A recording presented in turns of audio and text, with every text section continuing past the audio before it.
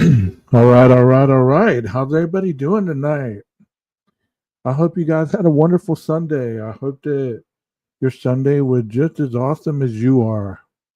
And I'm not trying to be cheesy with that line. I just really believe that, people deserve to be good to themselves and they need to have some some healthy self-esteem. Tonight I thought I'd get on and I'd there's an echo? That's weird.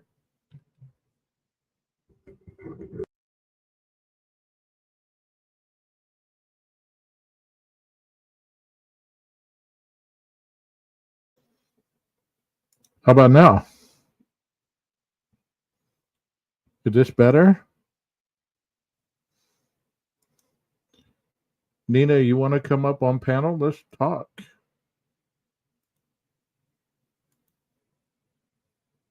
All right, cool. Awesome sauce. Awesome sauce. My name is 12 Gage. If you've never been here before, this is my channel. Welcome, welcome, welcome. One of the rules that we have here is pretty basic, pretty simple. If you're going to chat, do understand that we agree to disagree and that your feelings and thoughts are valid. Try not to start anything with anybody in the chat. Try not to start anything with anybody on the panel. And everything will go just fine. Tonight I want to talk a little bit about true crime, but I don't want to talk about that case because I told you guys I wasn't going to talk about it. So, Nina, if you want to come up, we're going to just talk about anything about true crime. First of all, I want to put up a flyer for this young lady. I didn't take away anyone's fun. You can still get that kind of discussion in other chats, Leslie. You sure can. I know there's plenty of people that talk about that on a nightly. There's plenty of people that talk about that 2, 3, 4 times a day. I just can't be one of those people. I mean, I've kind of, if you go in my library, if people actually went in my library and looked at the videos and the lives, all the things to say Idaho for, you'd be in there for months. You wouldn't need me to do any lives because there's plenty of information and most of it is not outdated. Most of it is pretty recent. I know you were joking. I'm giving you a hard time too. So, how's your head, Leslie? Did you enjoy that tequila?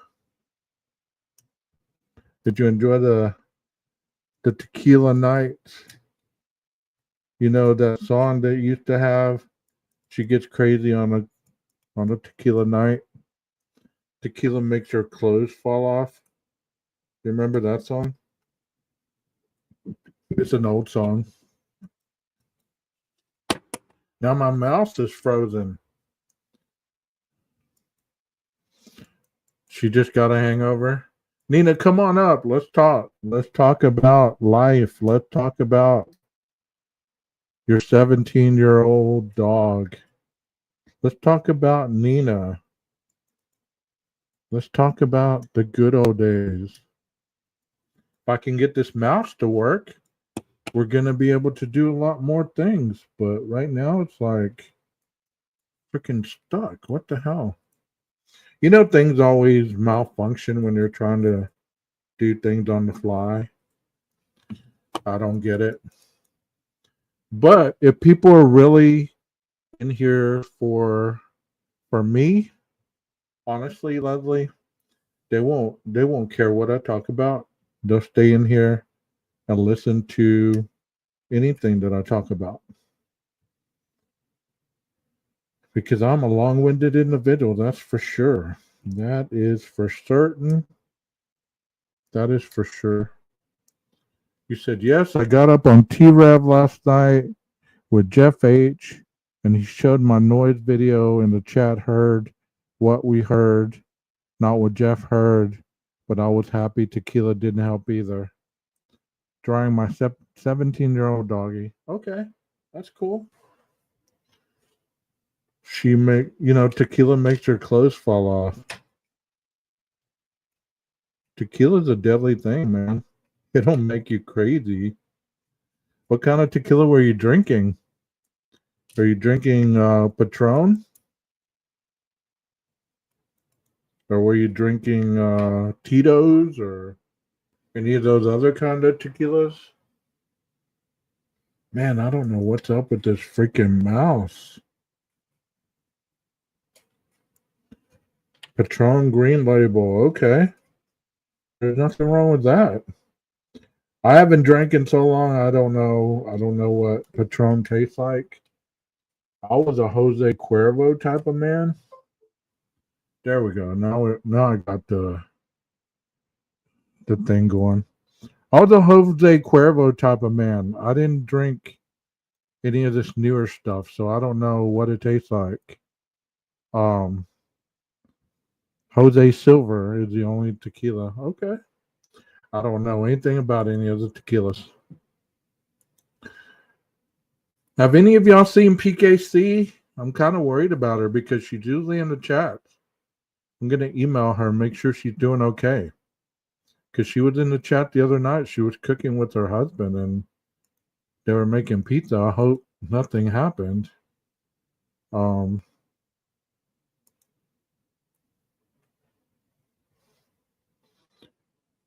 I was an easy target. Tequila made my clothes. Tequila didn't have to make my clothes fall off. It is what it is, you know? It's like, hey babe, you wanna go do this? Sure. Why not? I expose too much about 12 gauge on here. Sometimes I feel like I'm like, man, they're gonna think you are like a HOE, HOE, HOE. 12 gauge is just a simple folk. We're just simple folks.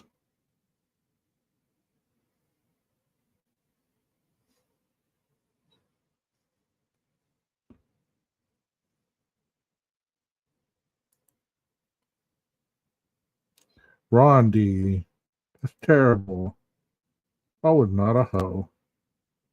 I was a equal opportunity in person. Like I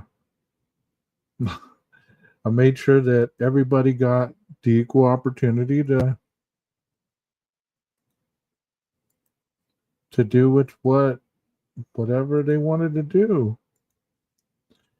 Here, I want to show this before we go any further. Damn it.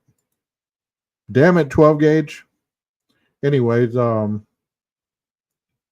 name is Emma Baum. EMMABAUM, and she's from Gary, Indiana. And she is a 25-year-old pregnant mother. She was 25 when she went missing. She went missing October 10th, 2024, near 25th Avenue and Connecticut Street in Gary, Indiana. She was expecting another child and was due any day before she vanished. Age 25, height 5'3", weighing 135 pounds. Her brown eyes, brown hair. She often wears wigs of all kinds. She has several scars on her arms and has multiple tattoos. If you know anybody in the Gary, Indiana area that has potentially seen her or has any tips, please have them call Gary PD Detective Salazar at 219-881-1209. Her crime tip hotline at 866-CRIME-GP. Her boyfriend was arrested the day after she went missing. She had just gotten out of jail, and it just doesn't look good for this young lady. Swamp Rose and I did a live on this about 2 hours yesterday, and It just it's kind of sad how people just up and vanish without a trace. You know, it makes you really kind of like the thing that I was saying this morning. Life is short. Life is really freaking short. You never know what's going to happen. What, um, let me play a little bit about this. One of these that I'm not going to get, copyrighted on. There's other creators that have done, um,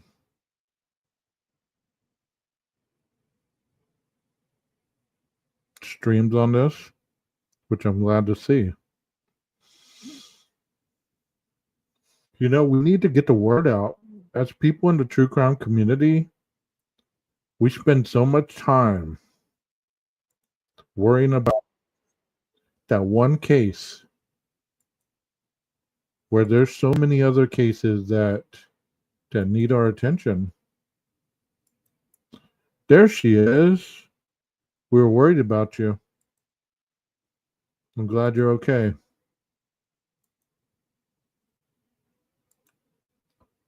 And here we go. Of a missing pregnant mother from Indiana are asking the public for help in finding her. The mother of the missing woman believes her daughter's boyfriend had something to do with her disappearance. I would like my daughter home. We miss her. Her babies need her. Her family needs her.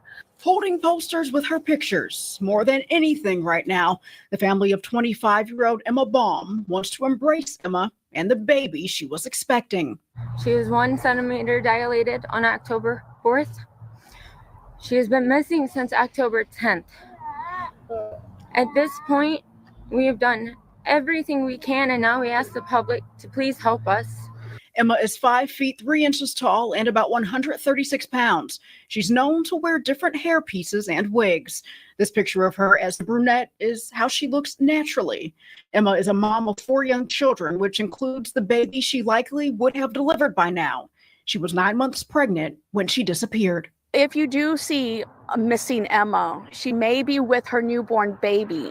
This case is very critical because we don't know if that baby has gotten the care that it needs. Emma's loved ones say she was last seen at her boyfriend's house October 10th in the 2500 block of Connecticut Street in Gary. Gary investigators say they didn't receive a missing persons report until October 28th. According to investigators, Emma's boyfriend was arrested on October 29th on an unrelated warrant and is currently being held in the Lake County Jail in Indiana. One individual was picked up on a warrant. I know that's the question out there. Was he charged? He has not been charged. No one in this case has been charged. And that individual was just on a separate FTA warrant. Investigators say since Emma was reported missing, they have helped in her search. There's been 3 different locations that have come up in the investigation. So that we've exhausted those means and looked into video that was possibly in those areas that she was last seen as well. Loved ones describe Emma as having a heart of gold, someone who would do anything for anyone. And now they're pleading with anyone who knows something to help them reunite with Emma and her baby. We love you, Emma. And if you can hear us, there's nothing that you have done to make any of us stop loving you. We trust that somebody knows something, And we want her home. Well, anyone who does know anything about where Emma Baum is located should contact Gary Police. So if you guys know anybody in that area, or you know anybody that could potentially pass the word on, this family is doing this all by themselves. They said in another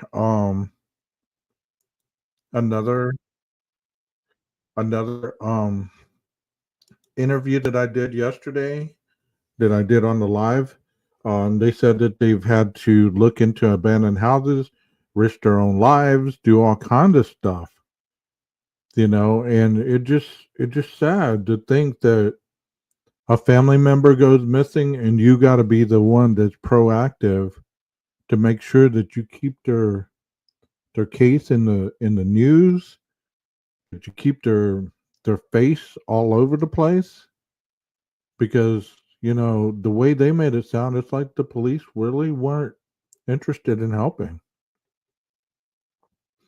Hey Jim, thank you for your comment. I've never been to Gary, Indiana, so I don't know what kind of city it is, but I've heard multiple people say that it's not a place that, like you said, to just wander off if you don't know the city very well. So it's kind of like Rondi said, Gary is terrible. So, you know, if y'all know anybody in any of the surrounding states, you know, 5'3", 135 pounds, and surely by now she would have had that baby. So she might be carrying around a newborn. You just never know. It's just a sad case. But on a happier note, it is eggnog season. I don't know if any of y'all like eggnog, but I prefer getting mine from HEB. I enjoy the hell out of this, but it doesn't enjoy the hell out of me. I do drink my eggnog straight without any kind of liquor or anything else. The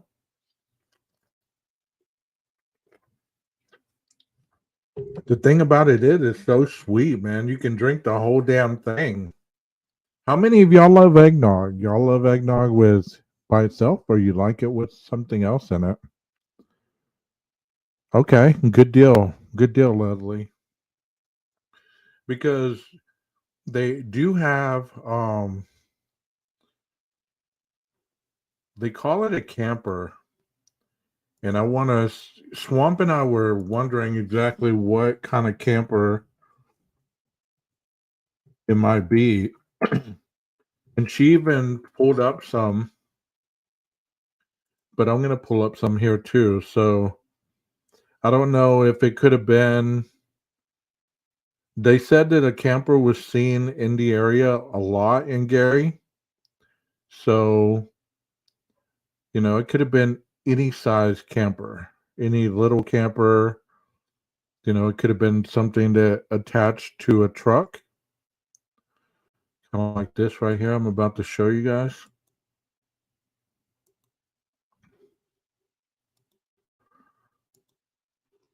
You see the camper right here on the right hand side? See, I always thought that was the camper that, when I think of camper, that's what I think of. Yeah, no alcohol in my eggnog either.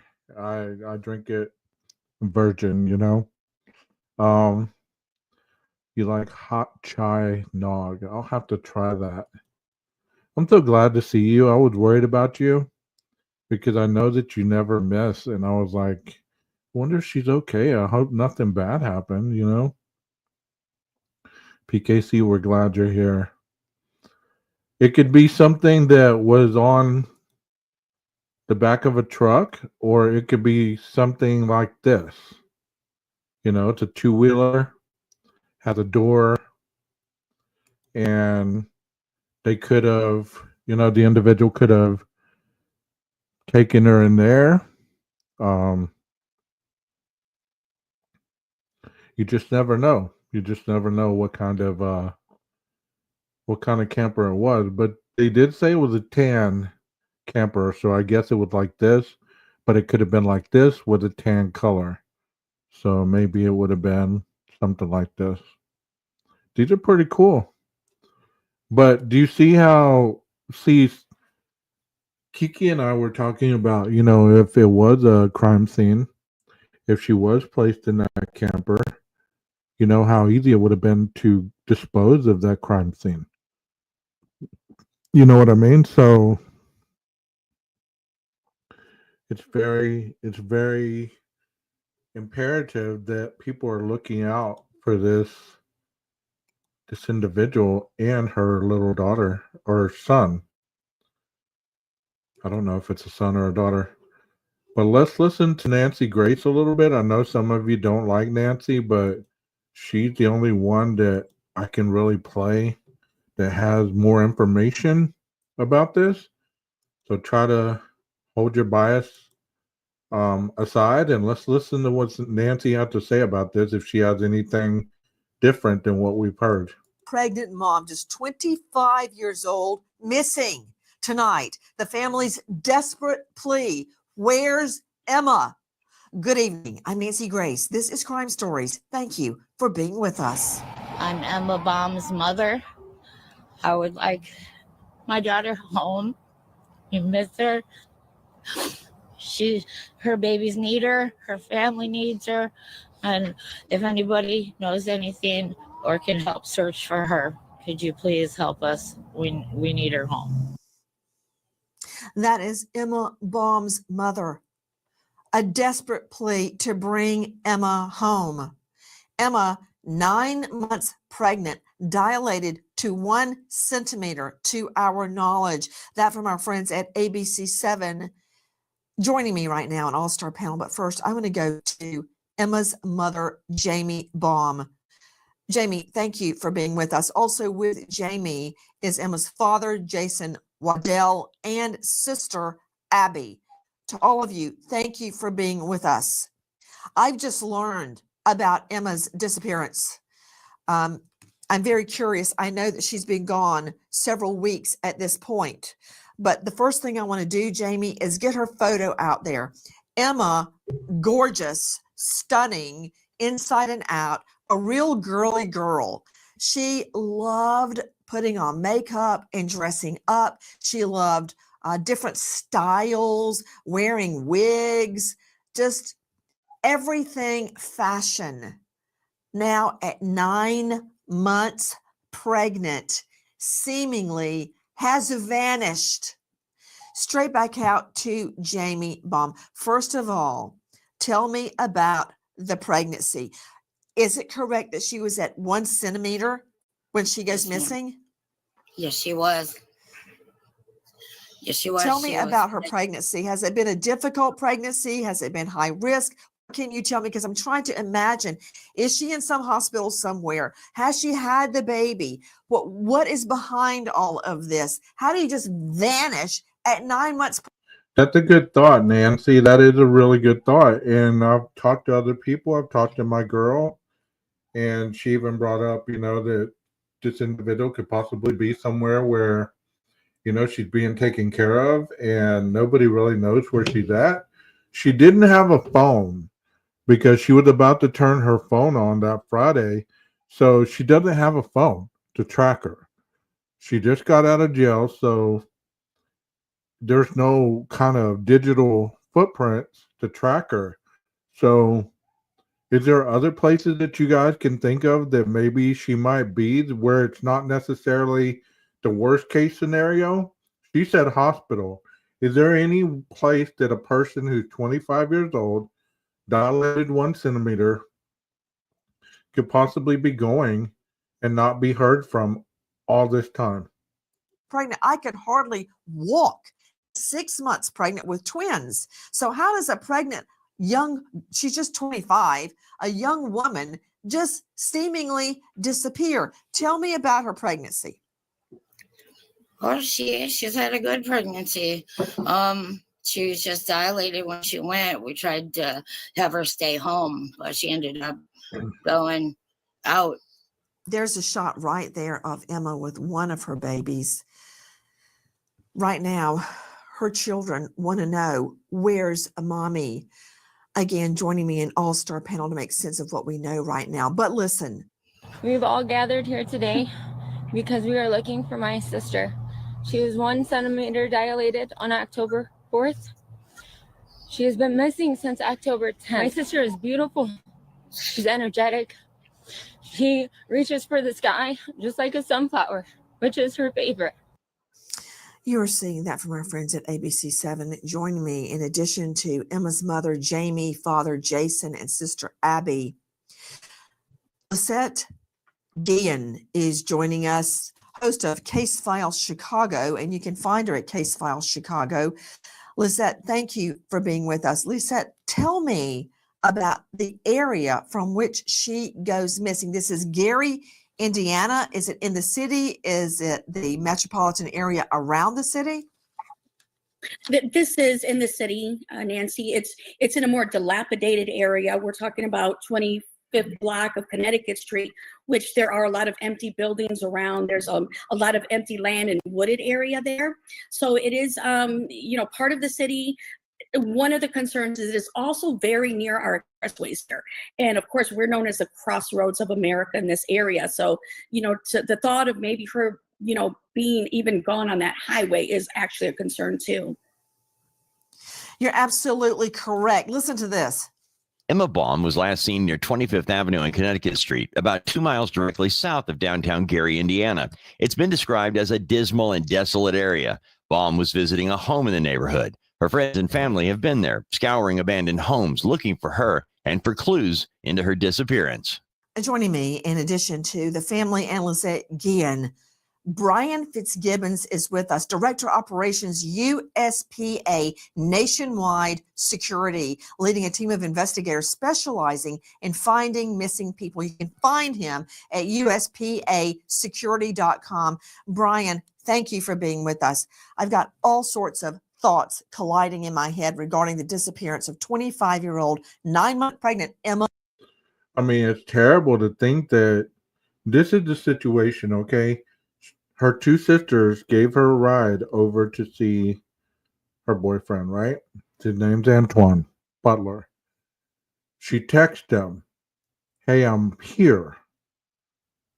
They let her out of the car, and that's the last time anybody heard from her. She obviously texted him from one of the sisters' phones, so she didn't text him from her phone because she didn't have one. She was going to get it turned on the next day. So Antoine told the police that he didn't know what happened to her. His story has changed more than once. And he stated at one point that she left with a friend, which would later found out to be a lie. So nobody knew anything for 24 hours. And then, as you heard, they didn't really put her, they didn't put her as a missing person probably for about 8 days. So, that's a long time to be missing, especially when you're about to have a baby and the boyfriend is in jail. They'd been dating for about a year. And all the things that we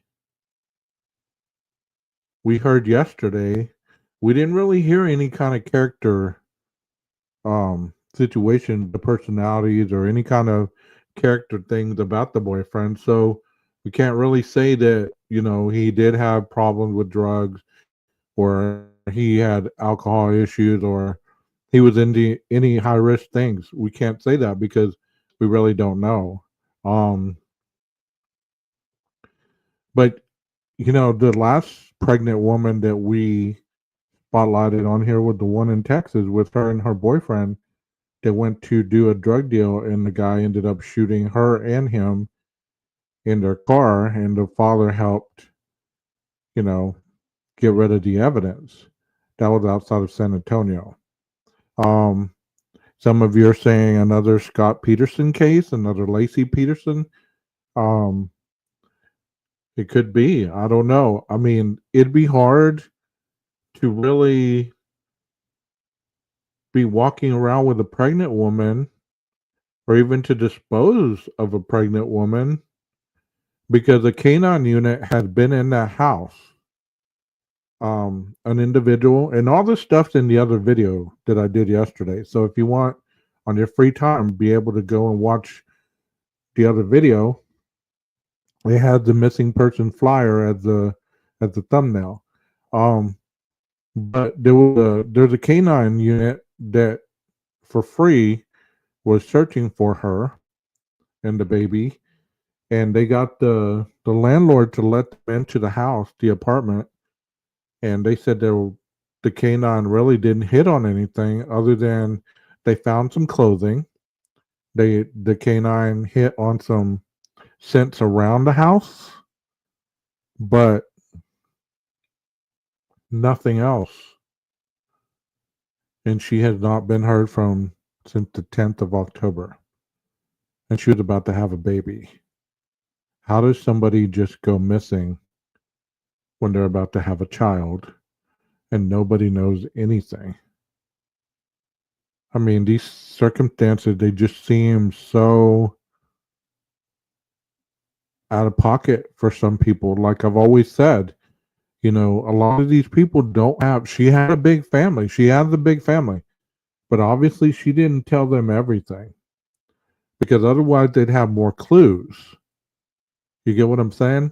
There's a lot of people that hold a lot back from their family members. And if anything happened, they don't have any understanding of what happened, what could have happened, anything like that. So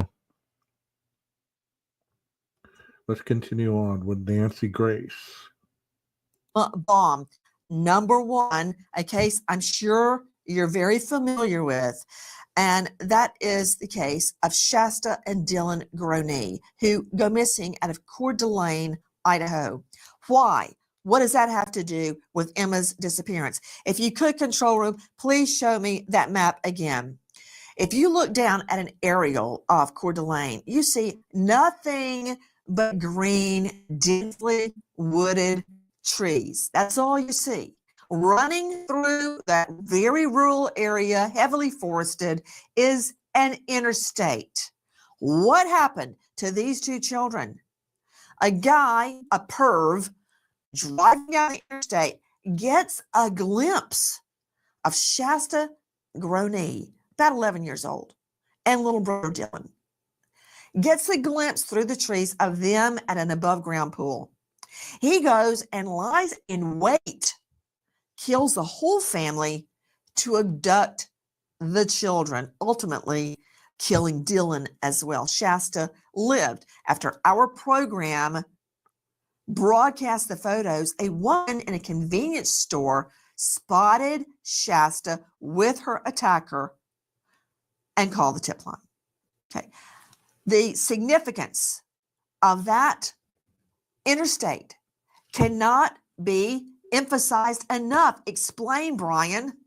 To have a main thoroughfare like that so close to where Emma was last seen is very concerning, because she could move at a high rate of speed to get away from that area. And complicating factor even further is the phone that she was holding at the time did not have a service plan connected. So even though it's still that's a whole nother can of worms, the cell phone issue. But Brian, just think about it. 60 miles an hour.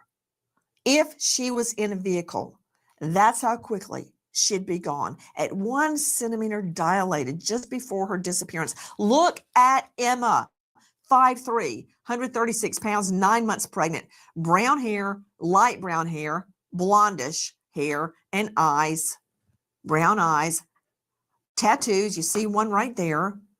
Now, she loves to dress up and wear different colored wigs. That's just her.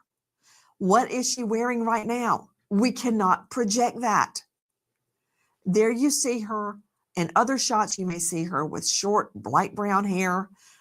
Just look at her face. If I could show her face again. And specifically, I want to see a shot of that tattoo along her neck and collarbone, because regardless of how she's got her hair done, that is something that will not change. That's true. To Jamie, this is Emma's mom. What is that? There she is with the brown hair, with a brown wig. What, Jamie, what is the tattoo? It looks like a sunrise. It is. Yes, it is a sunrise. Emma is a natural brunette, but often has her hair like this. Now, the other case I want to bring up to you, Brian Fitzgibbons, we just heard Lizette Guillen joining us from Case Files Chicago, talking about multiple abandoned homes in the area where she was last visiting friends. In that neighborhood, there are some abandoned homes. And it brings to mind a case that I covered extensively, the disappearance of Aliana DeFries, a schoolgirl on her way to school, ultimately found she had been tortured, she was killed in an abandoned home. Brian Fitzgibbons, police must go through every single abandoned home in that area, explain the danger. There's a lot of inherent danger there. First of all, Gary, Indiana is a dangerous place. With all these abandoned homes, Nancy, you complicate search efforts, particularly for volunteers. Police need to get on the ground there in that vicinity of 25th and Connecticut and start searching some of those abandoned properties immediately. How do you go about doing that? I mean, this is your expertise. You don't just drive by, for Pete's sake. The problem I see with an abandoned home is that a victim can be taken in there. They can be murdered. They can be held hostage, and no one's going in and out. People stay away from abandoned homes. Who wants to get near it? You don't know what's in there. They're deemed unsafe. So people can be in there and nobody knows. Yeah, the city should have access to these abandoned properties without needing a search warrant. In many cases, they will indeed have that access. So I don't see that being an issue in this case. Another case that is startlingly similar is that of a young mom, a Memphis mom, Eliza Fletcher, out minding her own. You know what? I'm going to show a little bit about Gary, Indiana. I just found a video because I've been talking about the landscape and things like that. Hopefully they'll be able to give you some more insight on what Gary, Indiana's like if you've never been. So the urge to find this person and her child is extreme. You know, they say the first 72 hours are the most important when somebody goes missing. The first 72 hours. Do you believe that they have more information than they're giving out? Or do you believe that they have no clues? What do y'all think, chat? There's 8 of y'all in here. You know, that's what's so aggravating sometimes is, you know, I can show cases like this and other creators can show cases like this. And people are like, okay, that's cool. You know, that's sad. That's whatever. But they don't stay and talk about the case. They don't learn about the case. They don't learn what they can do to potentially see anything that other people can miss. Kind of like what everybody does in that other case, you know?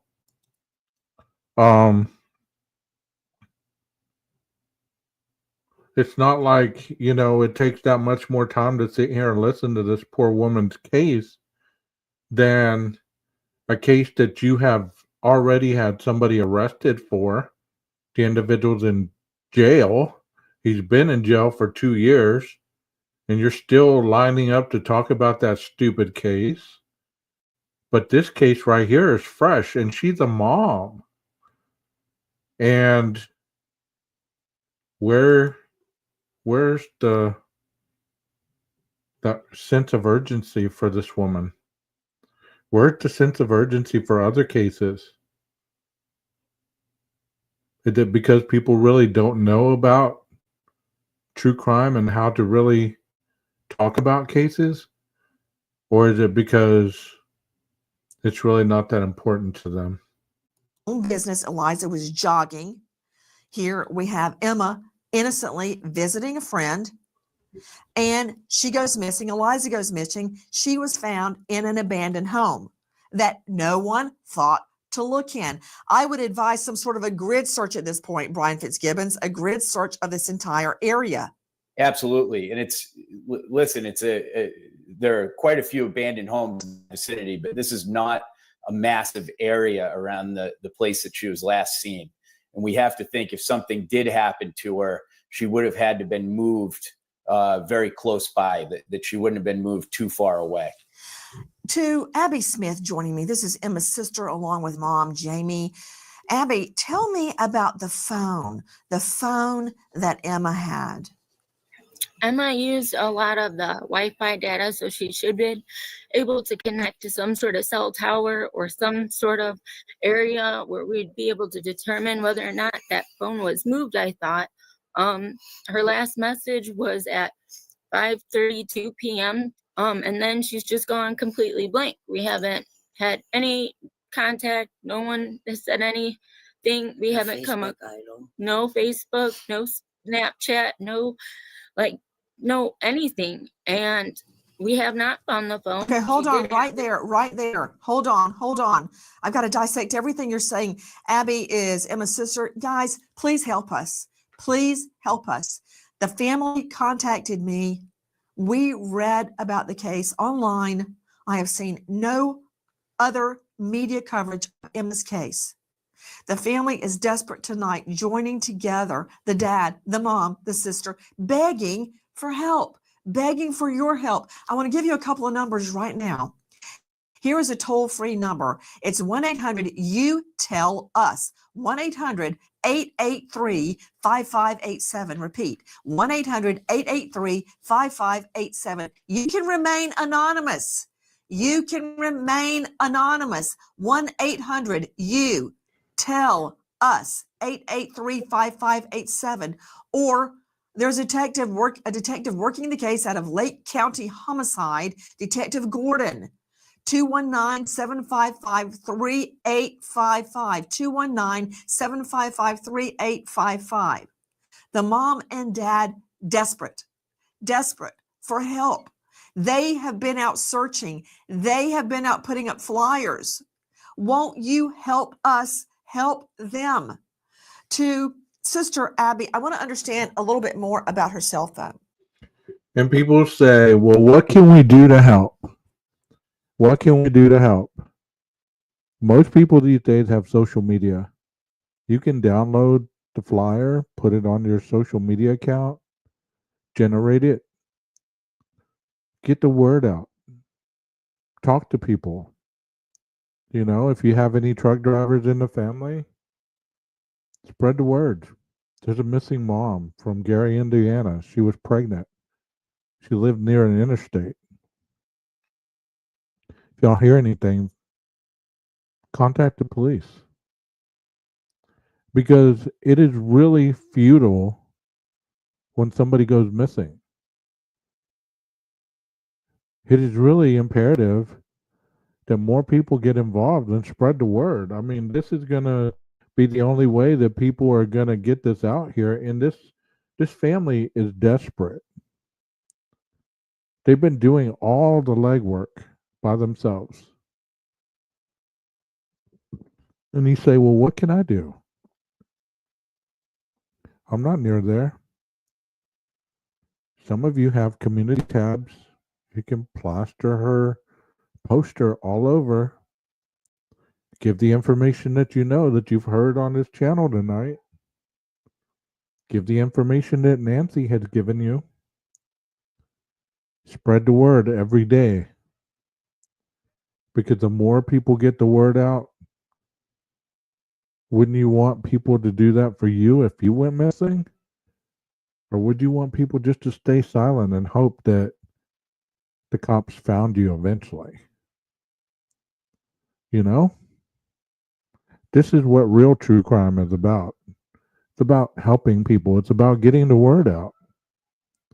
It's about investigating these cases and not getting so emotionally driven that you have such attachment that you can't see the facts because you're so emotionally driven. It's about showing the facts and passing it along and hoping that somebody hears, somebody sees, somebody remembers. We might not can do a lot, but we can do something. So don't ever have that mentality that, what can I do? I don't live there. I don't know these people. But God forbid I want to be part of that Idaho 4 case.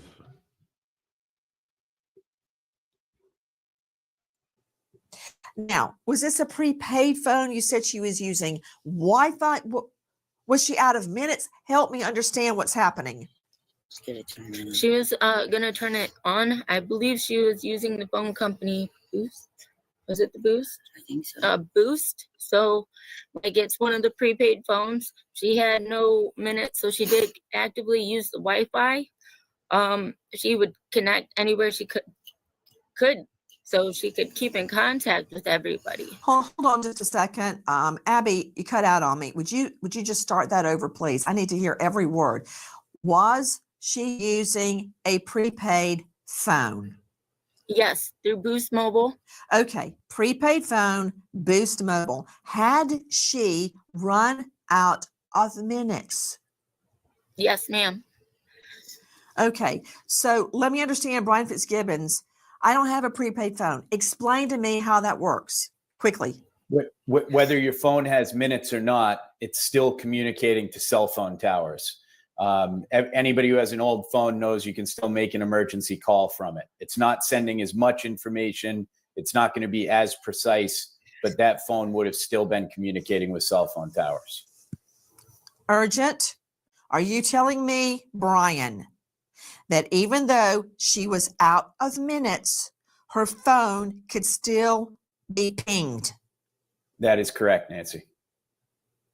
That's what I was getting at. I'm sorry to cut you off, Abby, but that's what I'm trying to find out.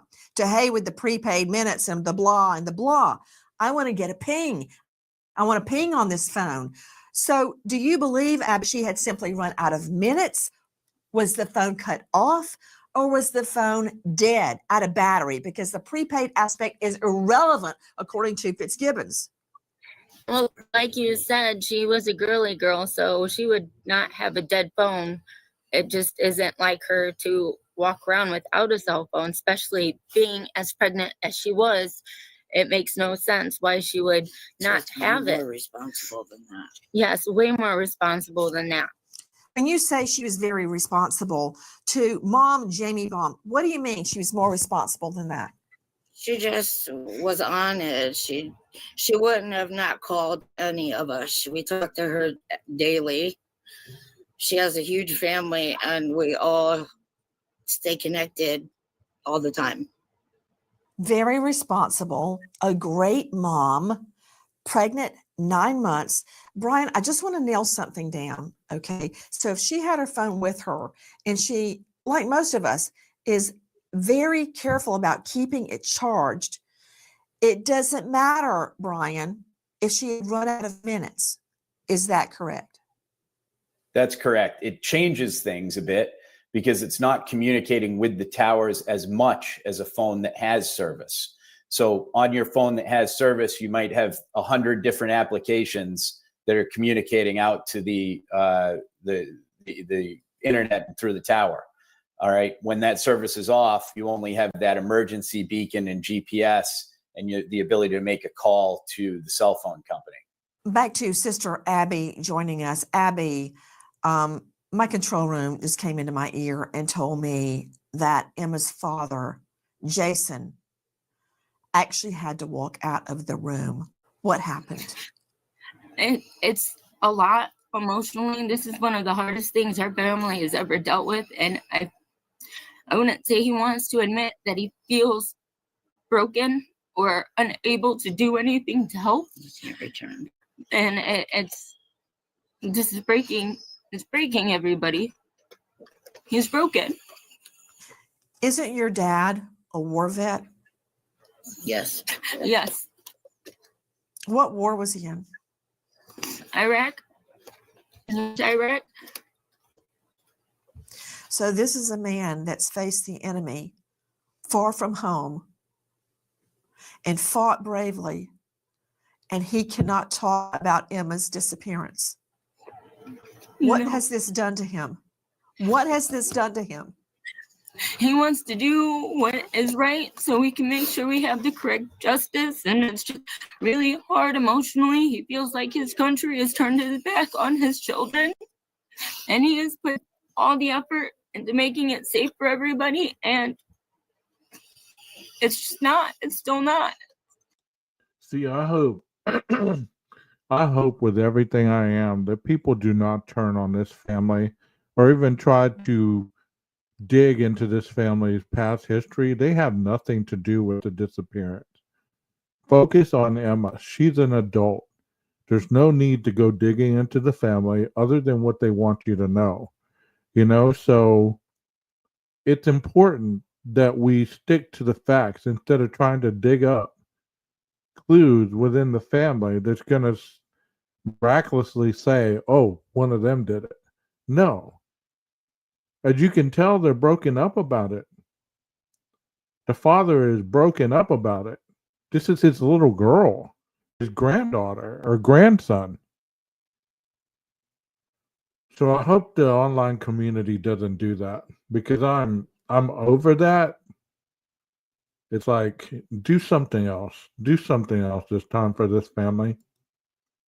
It's probably hurting him in a way that none of us will ever understand, but we see it. For those of you joining us and just joining us now, there is a desperate search right now in Gary, Indiana and beyond for a 25-year-old pregnant mom, Emma Baum. Please help us. The search for Baum has been extensive. Police say 3 primary locations have come up in the investigation, and those searches have been exhausted.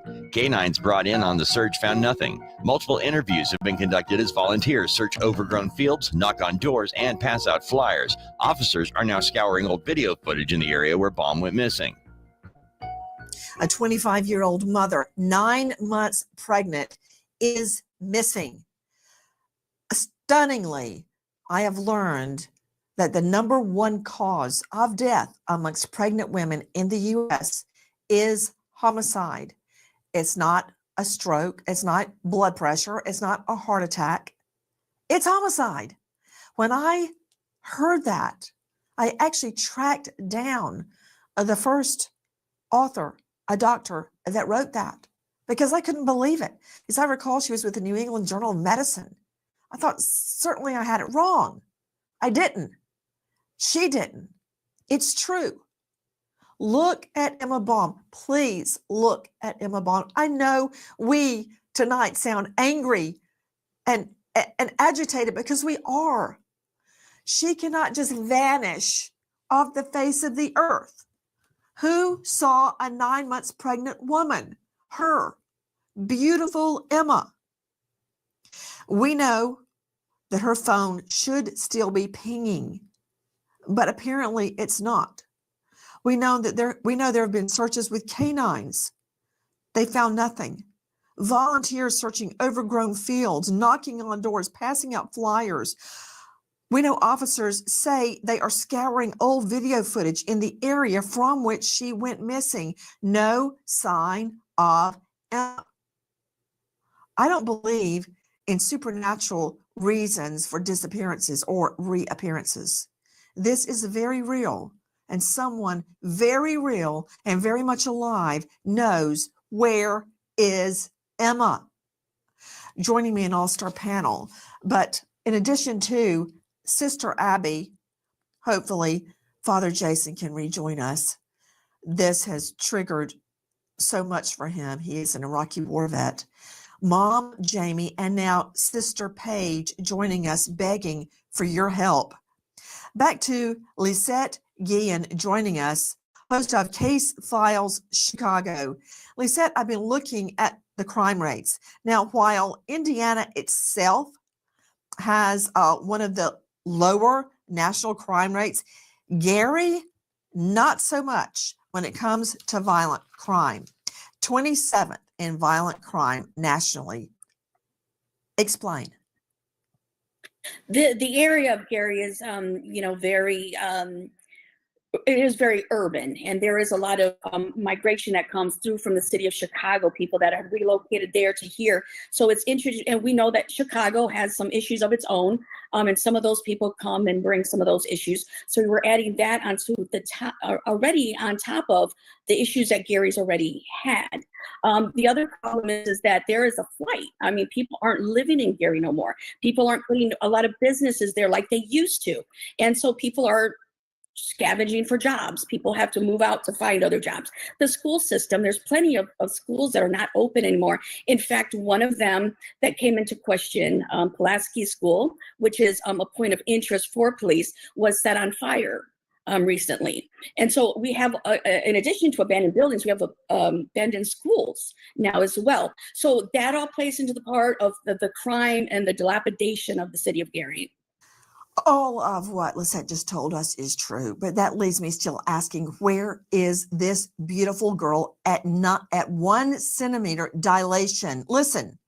Emma Baum comes from a very close, big family with brothers and sisters for just about every day of the week. She loves the closeness they share now as adults, and she's creating her own large family with 3 children, Camden 6, Lucas 3, Amber 2, and her 4th is on the way. Her sister Abigail says Emma is energetic, always reaching for the sky like a sunflower, which is her favorite flower. Emma is very creative with her appearance, as she usually wears wigs of all kinds of colors and styles over her naturally brown hair. She never looks the same for very long. Emma's family is desperately pushing for more resources to be put toward finding Emma. Listen. Baum's family is pushing for more resources to be given to the search effort. Sister Abby Smith says the family has put their own lives at risk, searching abandoned houses and digging dirt piles. According to the Gary police commander, there are license plate reading cameras and gunshot detection technology, but no police observation device cameras or POD cameras in the area Baum was last seen in. Another sister, Haley Baum, says she has stopped people in their cars, stopped people walking, talking to everyone possible. They're now turning to the public for help.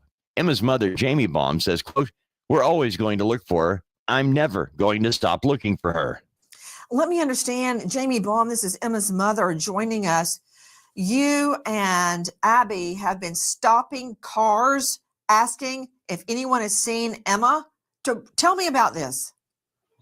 We've been out every day, all day, 24/7. Walking in the middle of the road, Going in houses, asking anyone that we can. holding our sign up to every window. We're desperate to find her. Paige Baum joining us in addition to Abby and Jamie. Paige, tell me about your family's effort on your own, without police or sheriffs, trying to find Emma. We've been searching every day. We haven't found any answers, but we're gonna keep trying. Abby, tell me about what is going through your mind when you're out in the middle of the road, running up to cars, saying, "Have you seen my sister?" and showing her picture. Determination. Hoping that someone is gonna give us an answer, that someone knows something, that maybe if they run us over, they'll look harder, because that could be the guy running from the situation. Like, well, I don't Definitely understand why determined you have to be out going car to car and door to door and in abandoned homes looking for Emma. Jamie, why are your daughters doing the police work? Well, we have to find her somehow. And if we have to do it, that's what's going to happen. Police aren't out there going through houses, so we are. Why? Why aren't they? Have you asked them that? Yes. They said they say they're doing their job. Joining me is Greg Morse, high-profile trial lawyer, partner at the law firm of King and Morse, Palm Beach. You can find him at kingmorselaw.com. Greg, very often you and I are on different sides of the fence, but I think you agree with me that there's an issue here, a disturbing issue. How can you, without antagonizing or agitating law enforcement, how can you get them to do more? And what do you do as a family if you're not getting answers? Well, it is surprising in this one. I looked into it. I haven't read the police have been trying to do. This country has license plate readers across the entire. There's an expressway that borders this. There's also a port to Lake Michigan that borders the island. There's a lot of opportunity for law enforcement to look at technology to try to shrink the story as to where this young lady was taken or where she went. I was surprised a lot of the mainstream media has not given very many details, which police, of course, hold back some stuff to verify credibility. I get that. But when I look at this area, that's unfortunately a common area in America, low income area that's forgotten. There's a lot of industry around it. One thing we talk about cell phone towers, that's just one component of what it does. Cell phones also routinely, their Bluetooth will ping off of things anywhere they are. There is a lot of data that law enforcement could be looking at, and maybe they are. It sounds like, though, from the family that they're not. So I don't know how there hasn't been further information. There's a lot of resources to go to try to find where this girl or what happened to lead down that path. Please join us on our mission to find missing people, especially children, to solve unsolved homicides. If you're on the go, catch us on your favorite podcast app. Okay, I'm going to stop right there. I'm going to play another video that kind of outlined the area of Gary, Indiana, if you've never been there, to give you some kind of insight on the area where this young lady was living.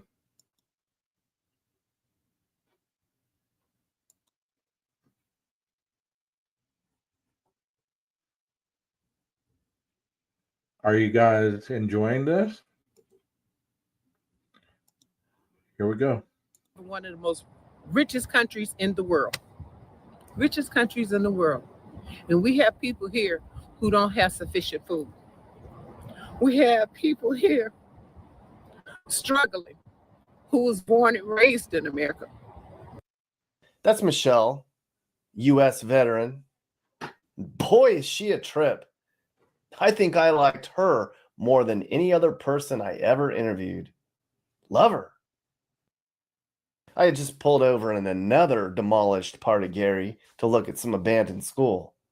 I thought it might be a good shot to show some swing sets and basketball courts all overgrown and neglected. And Michelle yelled out from her porch nearby, "Looks pretty bad, doesn't it? This city don't care. They don't care about nothing." So I went over and we talked for about 30 minutes. She had a lot to say. They have sold the American people out. This ain't America. This is Scarica. But I'm not scared. But man, this entire city looks like this. Just form of this, form of that. Who knows what has gone on in here in the last 50 years. It's America right here. This is what we're starting to look like in a lot of places. There are thousands of abandoned buildings in Gary, Indiana. I think there's more abandoned here than occupied. But you knew that. Everybody knows how bad Gary is. It's world famous. I'd been to Gary one time before, and since I was passing through on my way back to Michigan, I figured, I didn't really get a good look the first time around. And man, oh man, this might be the worst place I've ever seen.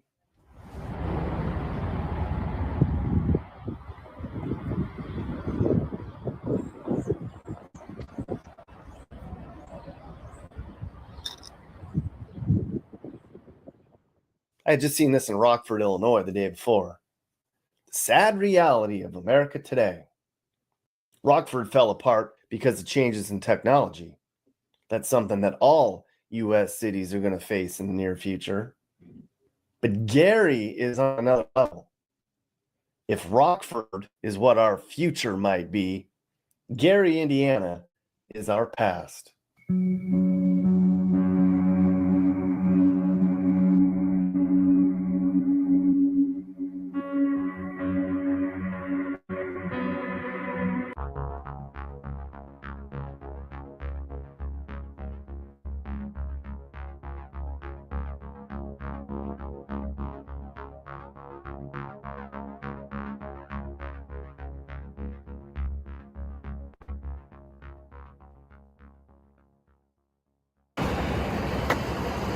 God, it's so sketchy out here. Okay, so I've seen a lot of crazy stuff in my day. I turned down a street out here, and there's probably 20 houses on this block. This entire block is gone. I've never seen anything like this before. It looks like it's been looted and left for dead. This is a tragedy. This place is messed up. It was early in the morning on my last day in Gary. I was just driving around. I was killing time before we left for Michigan. And then I turned a corner and came across this cul-de-sac. I had never seen anything like that before. I was fascinated.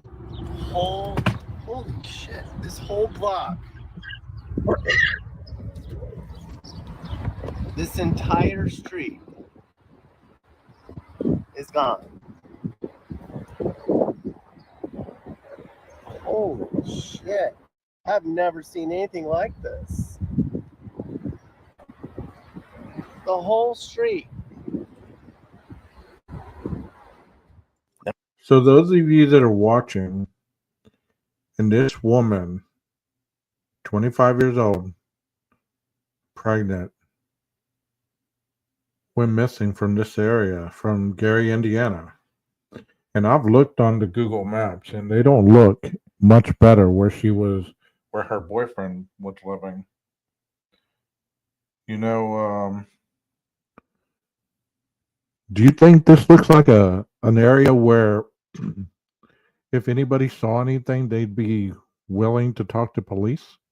And I've been to some sketchy places. You know that. And I've put myself in some uncomfortable situations. But that morning in Gary, felt like somebody was going to jump out and grab me. But it also felt like I was the only person in town.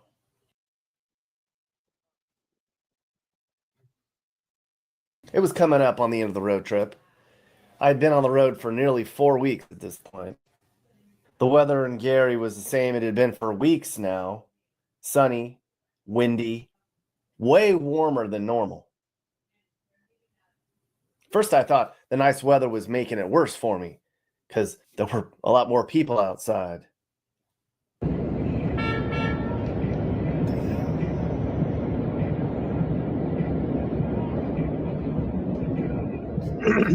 I mean, we don't see a lot of people out and about, so we can't even say, there's homeless everywhere because unless they're haven't been photographed or on camera, but these buildings just look abandoned, burnt down. They look like they've just fallen down, just like the economy.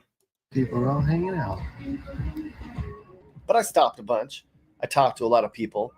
It was totally fine. See those people right there? They were all hanging out and drinking and smoking in the parking lot of some crumble down old building. It was a Sunday morning, so I thought maybe they were considering this church. I parked, we talked, we flew the drone together. They knew why I was here. Didn't even have to ask.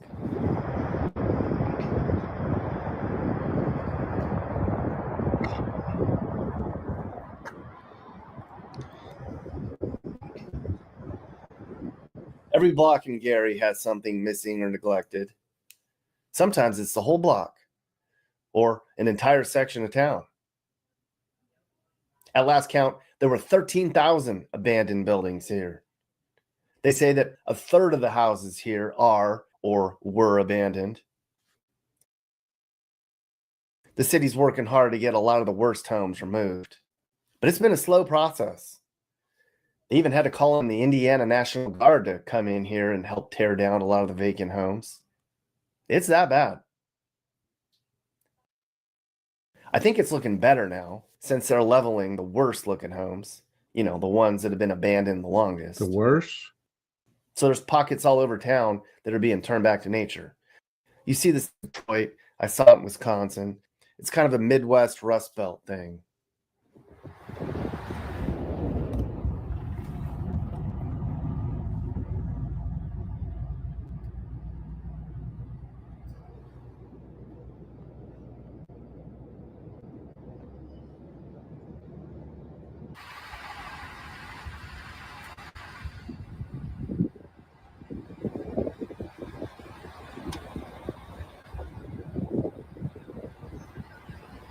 Do you think she's in an abandoned house? Honestly, do you think she's in an abandoned house? Or do you think she's long gone from this area? Think she's long gone from Gary, Indiana? She's somewhere else. What do y'all think? Man, this looks bad.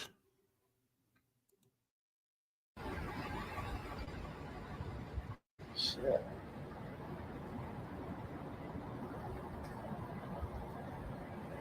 It's like this whole part of town is just gone.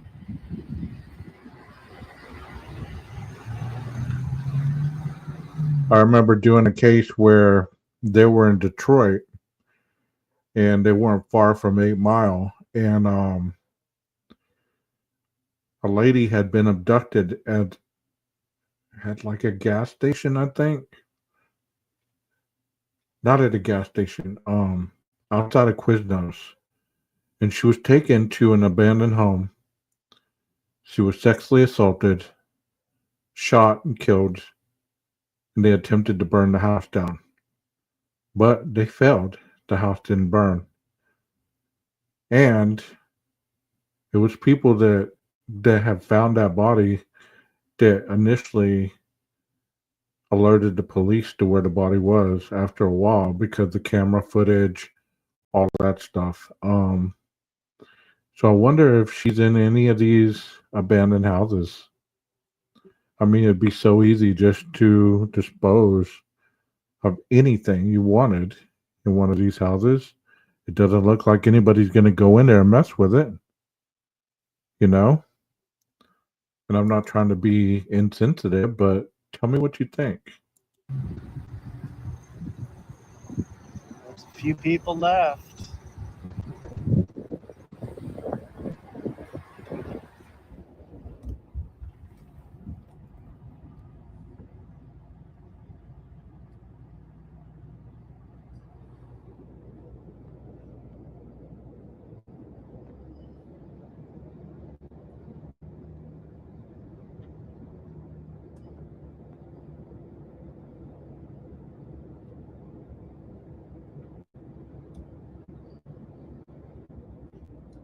Terrible. It doesn't even look like a city. Jim, did you work here? I think that place was last opened up in 1972. That's when Gary really started to get bad.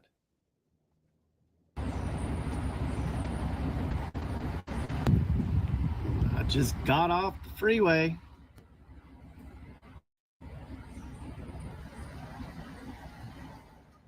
What a nice city Gary, Indiana was.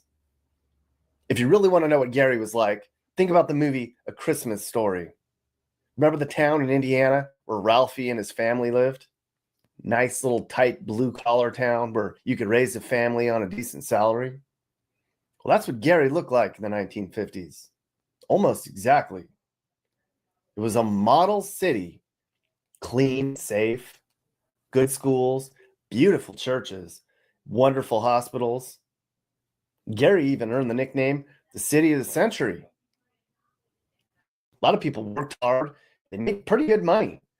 A lot of them were in the factories, and particularly steel. A steel powerhouse, Gary was. Well, the factories were humming. There was a diverse population of Europeans and Southern blacks, and everybody was making a good living. People were friendly, and they were tough. Downtown Gary, it was mom and pops and theaters. People spent their weekends along the beaches in Lake Michigan. Back in the 50s, nobody ever thought anything could go wrong. Couldn't even envision it. But it came fast. We are pretty much right downtown at this point. Just about a block off of the main drag, and it's just completely, there's nothing here. Just a bunch of people standing around, smoking, drinking. I see lots of smiles on faces though. So they're just dealing. Well, let me ask you a question, chat, all 5 of you. Would you believe that anybody would be capable of harming somebody that was pregnant 9 months? I mean, let's say that you knew this person because you knew her boyfriend and you saw her walking. Do you really believe that somebody could potentially harm her being 9 months pregnant? What do y'all think? Wow. Did you carry a gun, Jim? Did you have any kind of knife or anything to protect yourself? It looks pretty rough in that area, bro. I appreciate you being here in chat, Jim, and sharing some of your experiences. Man, I can't imagine. I cannot imagine. I'm about to show you really quickly, and then I'm going to call it a night.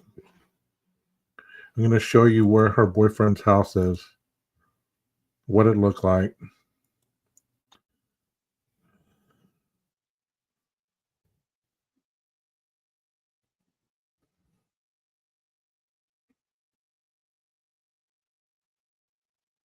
Not that I'm judging anything by anything, but you saw Gary just now. You saw a lot of the landscape, a lot of the buildings around there. I'm going to show you.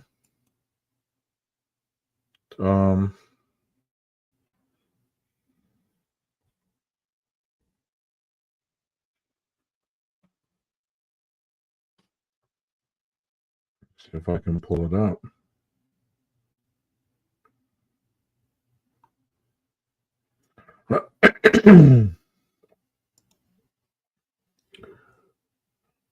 You know it's sad.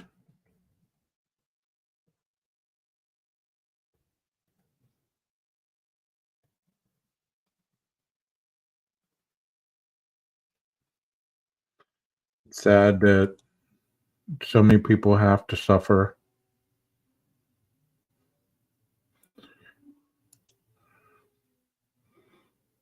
I'm trying to get to the general area. I know it was around here. It's Connecticut Avenue.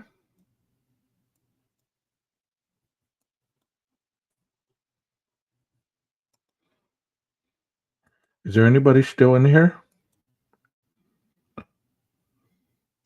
I think I would have carried a gun, bro.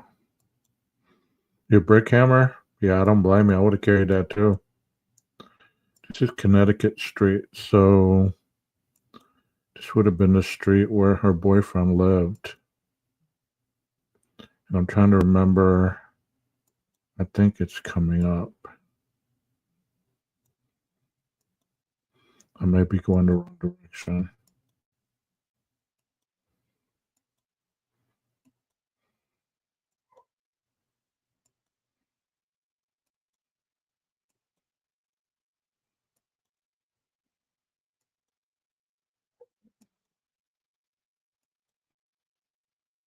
Yeah, I need to go the other direction.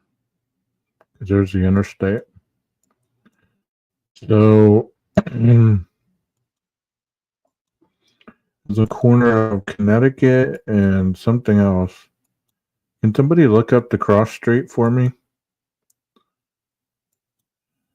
I thought I saved this, but I didn't. See how all the houses, they kind of look dilapidated. There is some new stuff right here, but it's still kind of not the best of areas. Somebody look at the cross street for me. Connecticut and what? I don't remember what it was.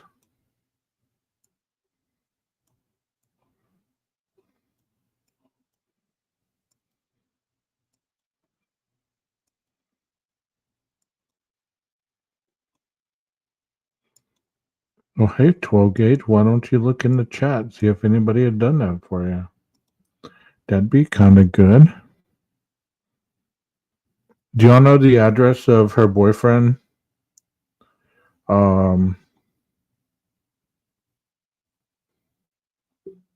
I know it was Connecticut Street, but I can't remember the cross street. And see, that's the end of it. So let me see.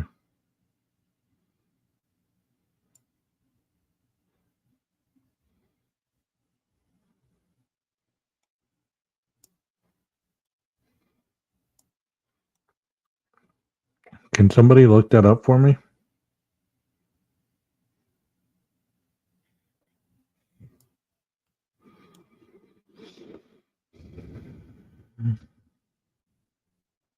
Welcome back, Rondi. I know they said the interstate was right here, so it was right around here somewhere. Maybe it was East 19th. Police told us not to wander off the job site because people knew we were union workers. Yeah, I could see that, bro. I could see that. You'd definitely be an easy target, you know? And it's so sad that people that don't have are so quick to hurt people and just take from them. I don't think it's that far down. I think it was right in here somewhere.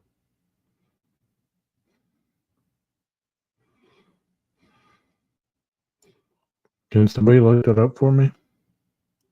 Por favor. There's Front Street. And there's Connecticut. I just need the cross street because I need to turn on the cross street. I just don't know what the cross street is.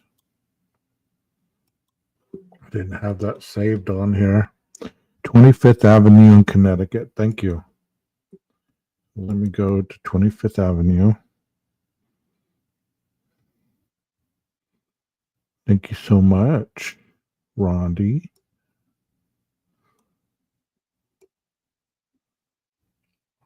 There's 15th, 17th, 18th, 19th, 20th. Okay, where's 20th? There's 20th. Would have been 21st, 22nd, 23rd, 24th, 25th. And where is Connecticut? There it is right there. Rhonda, you're a lifesaver. Thank you.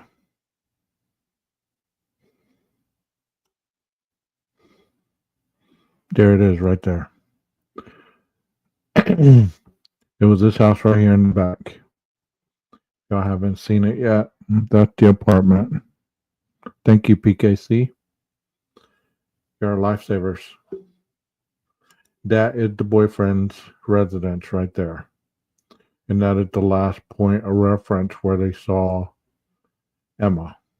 So if you look around here, there's not a lot. I mean, there's rundown buildings, just like what we just saw. You know, it's where would she go? You get what I'm saying? Like if she left here, where would she be going? It's quite open. And if you go up the street, if she went up the street, the house next door is pretty nice because there's the apartment right there. There's the house right there. And there's a pretty nice house right there. And there's another pretty house. Kind of open.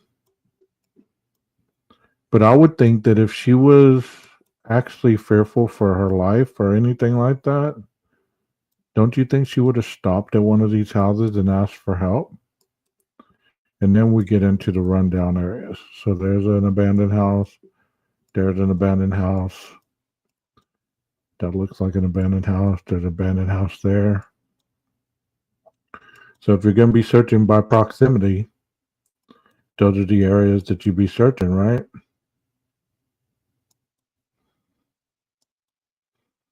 But I would think that if she was in trouble, she could stop here and ask for help. She could ask for the the apartment in the front, maybe this one, maybe this one, maybe this one, you know? Because they don't look that bad of places, you know what I'm saying? I saw a dog here yesterday. I wonder if it's, oh, there it is. There's a dog with the door open. So I wonder if they heard anything, they saw anything. I wonder if the dog was barking at all.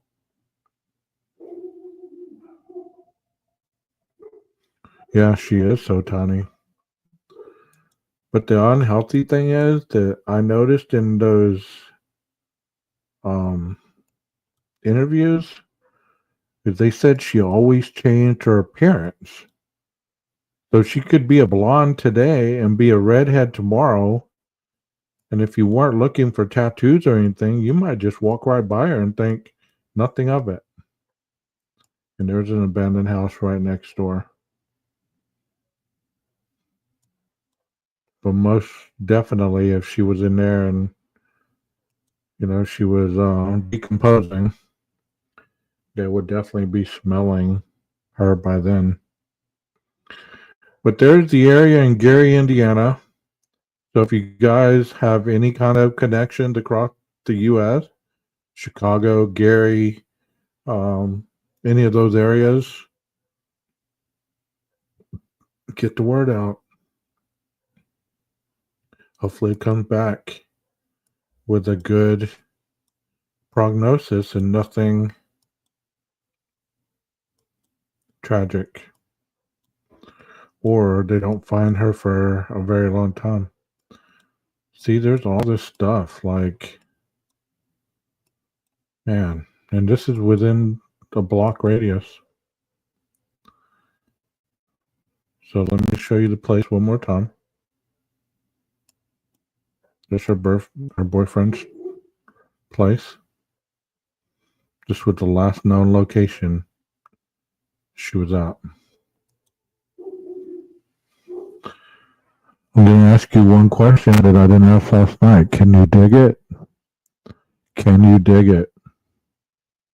If you can't dig it, you might get yourself a bigger shovel. Maestro, cue that music.